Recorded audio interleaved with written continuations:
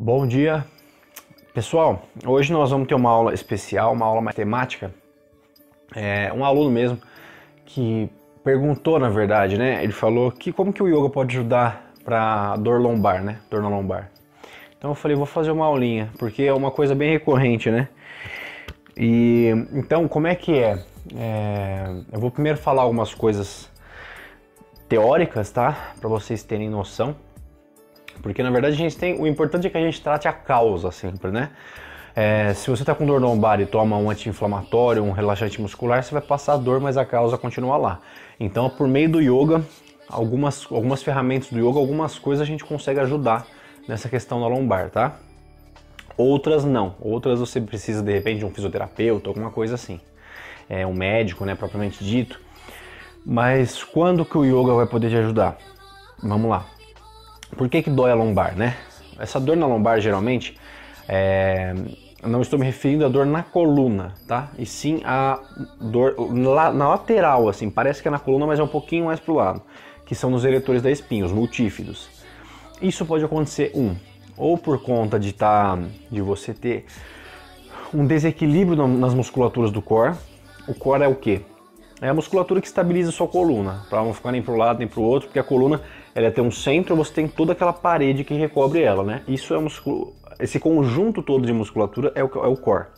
Se tiver desequilibrado, por exemplo, se o abdômen está mais forte, ele começa a querer fazer isso daqui. E aí, os eretores da espinha, eles tendem a puxar de volta para estabilizar, mas você fica forçando eles, então eles ficam incomodados e começa a doer. Essa é uma causa. Quando esse é o caso, a gente pode trabalhar o core propriamente dito, que a gente tem bastante aula disso, inclusive, né? É o fortalecimento do core, como as posturas Chatuspadasana, que é a postura da prancha,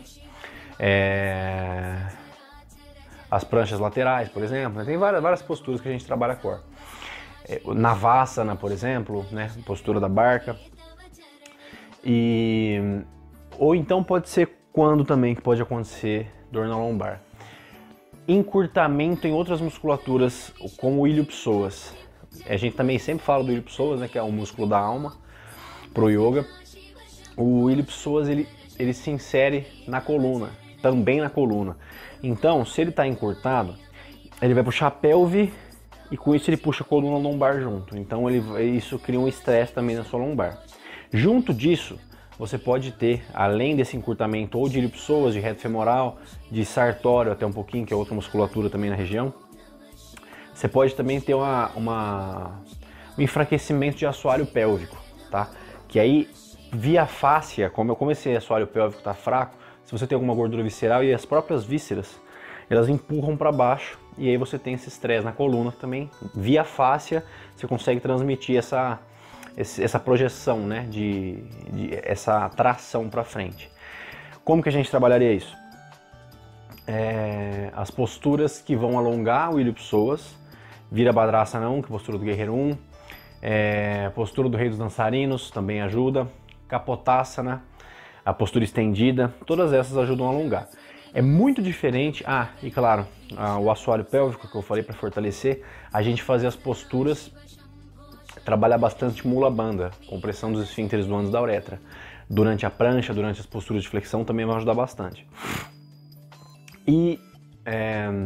Claro, é diferente o encurtamento de ilho-psoas com trigger point em ilho-psoas. Quando você tem trigger point, quando você tem o que é o ponto gatilho, alongar não adianta, isso até pioraria o caso, tá? Aí é caso de ir um fisioterapeuta, se você estiver fazendo as aulas sentindo dor nessa região assim próxima da virilha,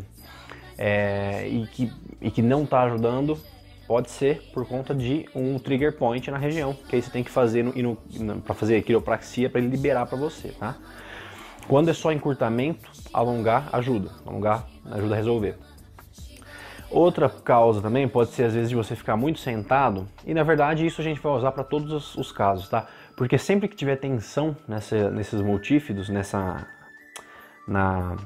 nos eretores da espinha, sempre que você tiver essa tensão, esse estresse, na verdade, cria uma tensão que acaba enrijecendo, né? Isso pode acabar gerando encurtamento, o próprio estresse mesmo, da musculatura contraída. Então é legal também sempre alongar. Como que a gente alonga? As posturas de flexão.